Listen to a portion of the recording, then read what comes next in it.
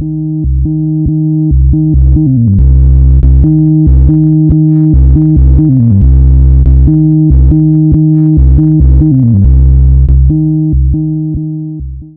this morning we have another one of our very own, Katya, presenting on Toxoplasma Gondii, or Gondii. Gondii. So give it up for Katya.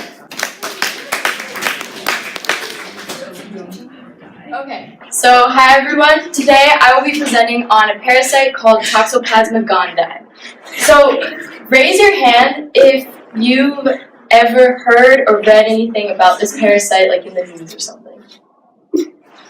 Okay, so a few of you, not that many of you, which is expected because a lot of people actually don't know about it, but at the same time that's pretty alarming because so it's estimated that more than 60 million people in the US alone are infected with this parasite, and 2009 statistics cited that 1 out of 3 people globally were infected with this parasite. So Toxoplasma gondii is a neurotropic protozoan parasite, which basically just means that it preferentially infects the brain, that it's a single-cell eukaryotic organism, and that it lives and feeds off of host organism nutrients. So toxoplasmosis is the clinical name of this infection, and so what happens is this parasite enters the host and it forms cysts within the tissues, which typically occur in the brain, but there's also been cases of them forming in the heart and even the eyes. You can get infected by directly eating a tissue cyst through the undercooked meat of an infected animal, or you can get it through consuming food or soil that's been contaminated with infected cat feces. Or the infection has also been known to be transferred from mother to fetus during pregnancy. So, despite the large statistics I mentioned at the beginning of the presentation, toxoplasmosis has made it onto the CDC's list of top 5 neglected and understudied diseases. And so, this is largely due to the fact that for most people that are infected, toxoplasmosis is completely asymptomatic, or at the very least, it presents only mild symptoms. So most people who have this infection don't even know it, or they mistake it for like a cold or allergies. But it's important to note that there have been known to be some severe consequences for people who get infected who have weakened immune systems. So, like I said, this includes like fetuses, or people who are undergoing chemotherapy, or people who have HIV/AIDS. So something important to understand before we begin about parasites is the difference between a secondary host and a primary host. So Toxoplasma infects humans, small mammals, and birds as its secondary host. And so in these infections, Toxoplasma can't mature and it can only do asexual reproduction. And so the only way that Toxoplasma can complete its life cycle if it has infected a secondary host is if this host is eaten by a feline, which is Toxoplasma's primary host. So in felines, Toxoplasma can reach full maturity and they can reproduce sexually. And then they're able to complete their life cycle. And so then on the bottom here, I just have a picture on the left of the form that this parasite takes on in secondary hosts, and then the mature form of this parasite in feline infections. Okay, so part of the reason that this parasite has been gaining a lot of attention recently in the science world is because of the odd behaviors that infected mice have shown in lab studies. So in what's been termed as Toxoplasma's mind-controlling abilities, a lot of secondary hosts seem to show altered behaviors that would improve the likelihood that they will be eaten by a cat, which, if you remember, will then allow the Toxoplasma to complete the life cycle. And so the classic example of this is infected mice who seem to lose their fear of cats, which is exactly what our first paper will be talking about. So mice infected with low virulence strains of Toxoplasma gondii lose their innate aversion to cat urine even after extensive parasite clearance, or in much simpler terms, mice with toxoplasmosis don't care about cat urine even after the parasite is cleared. So what these researchers did is they essentially set up cages with either a bowl of bobcat urine or rabbit urine on the far left end. And then there were 3 groups of mice. There was either the healthy control mice, and then there was mice either infected with type 1 strain of Toxoplasma or type 3. And then they let these mice one at a time explore these cages for an hour in the dark, And using a set of infrared beams that essentially made up a grid system, they were able to measure exactly where the mice went, or like when they were exploring the cage, and how long they spent in each specific region. So here are the results of the healthy mice interacting with either the rabbit urine or the bobcat urine. And we can see that blue means low relative time and red means high relative time. And so you can clearly see that normally, healthy mice are avoiding the bobcat urine and spending a lot more time on the opposite side of the cage because they can sense that there's a potential predator there. Whereas with the rabbit urine trial, there's no clear pattern between how much time the mice are spending throughout the cage. So then, if we look at the results for the two infected types of mice in response to the bobcat urine, we see that they look pretty much identical to the rabbit urine trial, where there's no real clear pattern of aversion. They're kind of just spending equal amounts of time everywhere. And so here's just a graphical representation of this, where the y-axis is the ratio between time spent near the cage and time spent far away. And again, you can see that the red circle, which represents the healthy mice reacting to the bobcat urine, was the only trial where we see a pretty large difference between the amount of time spent being near the urine or on the other side of the cage. Another interesting thing that the scientists found was that these altered behaviors persisted for a lot longer than they expected them to. So even 4 months after the initial infection, these mice were still showing these altered behaviors. So they wanted to look a bit more closely into this. So at the 4-month mark, the mouse brains were harvested, and scientists looked at the overall infection load within the brains. And so we see that with the type 3, that there was still, at the 4-month period, a presence of a pretty prevalent infection. But with the type 1 mice, we see that the infection has virtually been completely cleared, that there's very little parasites still within the brain. So this becomes scary because it might suggest that this parasite, because it doesn't have to physically be present to cause these cognitive effects, is causing some kind of permanent damage or permanent change to its host. So what does this mean for the millions of people that have this parasite? Well, what a lot of scientists are doing is kind of going back and reassessing this classically asymptomatic model and doing a lot more research into the possible cognitive effects that the parasite might be having on people. So this brings me to my next paper. Humans with latent toxoplasmosis display an altered reward modulation of cognitive control. Or people with toxoplasmosis respond differently to rewards than healthy individuals do. So in this study, there was a toxopositive group, so a group of infected individuals, and a toxonegative group, which was a healthy control group. And the two groups were asked to participate in a go task or a stop change task, which I'll explain in a bit more detail in a second. And then each participant was told that as they went about their trials, they were going to be judged by a computer algorithm. And if at the end of each trial they performed well enough, they would receive an extra €2 on top of the compensation they were already receiving. And then after that, each participant's reaction time was recorded, and then it was compared to a previous study that was done with the exact same setup, but without the reward. So no extra €2 based on how well you were doing. Okay, so instead of simply explaining the go task and the stop change task, I figured I would take you guys through it as if you were actually participants in the study.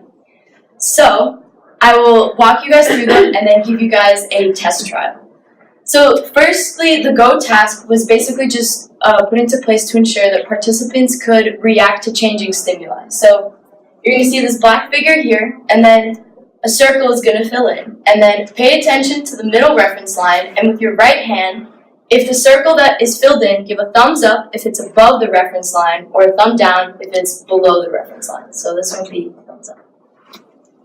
Okay. Then the stop change task, it starts pretty similarly. You're going to see a circle fill in, and then either give a thumb up or a thumb down if it's below or above the middle line. But then there's going to appear a red outline around the whole shape, and that's going to signal you to stop absolutely everything that you're doing with your right hand and listen for instructions for your left hand. And so at this point in the study, there would be one of 3 sounds played, but for simplicity's sake, those will be represented by 3 arrows. So If the high frequency sound is played, then the new reference line becomes the top line. If the middle frequency sound is played, then it stays the middle line. And if the bottom frequency, or if the low frequency sound is played, the bottom line becomes the new reference line. And so, finally, with your left hand, give a thumbs up if the circle that's filled in is above the new reference line or below the new reference line. Does everyone get it? Okay. So, here is your test. We're gonna talk about. I want to see it. Yeah. Stop. Just try. Hey, good job. The new reference line for bottom line. Yeah, this is the line. Yeah. New reference line. Oh God. Wow, I really. Okay. I need that 2 euros to pay my rent. Okay. My wife's gonna What? So, here were the mean reaction times for the two groups in the unrewarded study. So, we can see that as a baseline, the toxopositive individuals seem to perform quicker than their healthy counterparts. So, now my question to you guys is if then in the rewarded study, everyone was responding to this reward the same way, and they were each trying a little bit harder due to this presented reward, how would you expect these values to change? Yeah. Like, they would all improve, but stay proportional, right? But instead, what they saw looked a little more something like this, where there was no real difference between the reaction times, and only the toxo-negative group's reaction times would improve. So, then, second question, if only the toxo-negative subjects' reaction times got quicker, what might this say about the two groups' effort levels in response to the reward? Yeah, the reward doesn't affect their effort level in the toxo positive. Right, yeah. So, to sum up some main points, a lot of people are affected by toxoplasmosis. This parasite causes really drastic behavioral changes in mice in lab studies, and these behavioral changes persist even after the parasite has been cleared. And that a potential cognitive effect that this parasite has on humans is an altered response to reward. Katya? Yeah. I just had a quick question. Did the people in that study know that it had anything to do with toxoplasmosis? Like, did they know that they were positive or negative? No, and that's actually the funny but also kind of scary part. Basically what they did, they just went to a college campus, set up flyers and said, come be in our psych processing study. And then out of volunteers, basically on a rolling basis, as they screened people, they were just out of that group able to get their toxopositive group. So they just took blood samples? Yeah, and screened it for antibodies, and they were just, that's how prevalent it was. They were at Costco.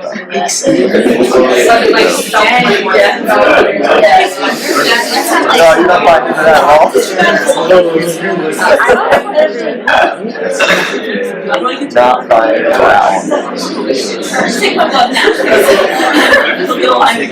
Please, I have this.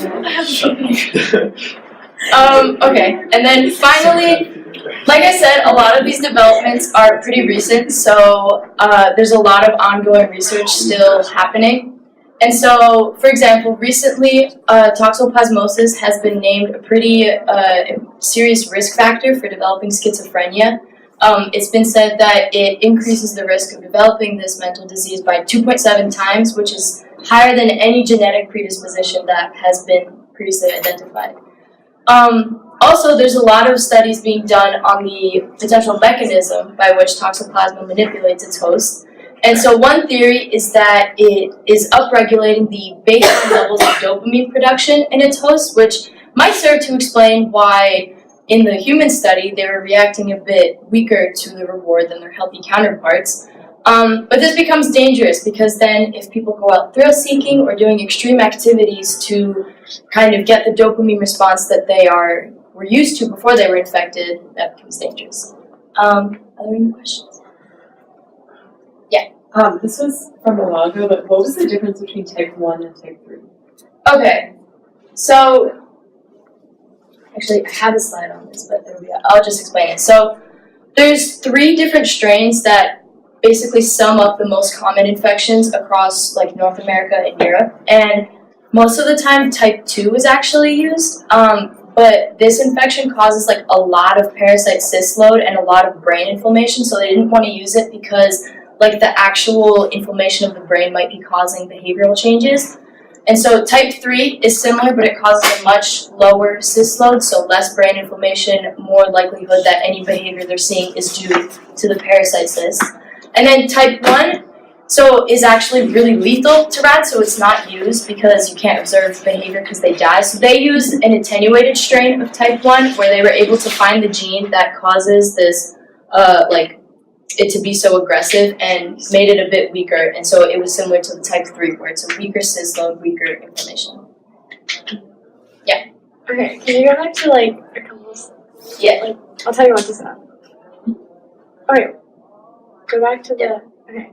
So like, I get how, like when you explain the study, like they said they went out to their college campus, whatever, and then they got like volunteers, but like how can you, I get that like they can split up the group into toxo-negative and toxo-positive, but like isn't there so much variability in that? Because it's like what if, I don't know, maybe like you get an athlete in the toxo-positive, then they have a faster reaction time than probably like someone who doesn't do sports. Right, so this is an average, and okay, so the sample sizes for both studies were relatively small. They were like 20 or less people in each group. So, but like when you look at this, that becomes really significant. Like statistically speaking, the fact that out of such a small group, their averages were so different, like that's significant because you wouldn't expect that because of how much variability there is. Like because, okay, I'm not explaining this well, but because there's so like the sample sizes are so small and there's so many other things that might be causing it, the fact that they saw a significant change means that there is something different between the 2 groups. And you're right, there is a lot that could be causing it, but like that's one thing that they're attributing to. But yeah, you're right, there's a lot of variability. Also, this is kind of a, okay, so what's the star? Is that not one? No, the star means that it's significant. Okay, thank you. Is there any specific age group that this affects more than others? Not that I'm aware of, no. So you said that like you find out whether you have it through blood, right? Yeah, So I know your blood tests sound like that. But like now we're over the summer. Yeah. And how would I know? Like do they tell you when you get your blood work done, oh, you have this parasite in your body? Or like how would I end up figuring out if I didn't go see the Okay, well, you would have to do a specific test where they screen your blood sample for antibodies that like you would produce in reaction to the parasite entering your body. So you wouldn't know unless you're specifically looking for it. Yeah. It's not a routine test. Right.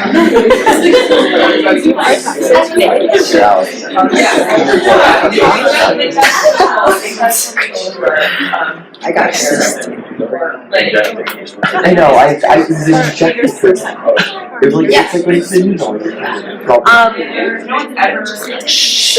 So I saw like a pop science headline somewhere that said that toxoplasmosis is likely the cause of people liking cats. Is there any evidence that it affects the human host in the same way as it affects the mice? Well, in these papers, they didn't talk about that, but it's interesting because yes, there's a lot of talk about the fact that like in mice it makes them like cats, so maybe it makes people like cats and like be drawn to cats so that they can maybe be eaten by the cats, but I don't know about like in these papers they didn't go into it. And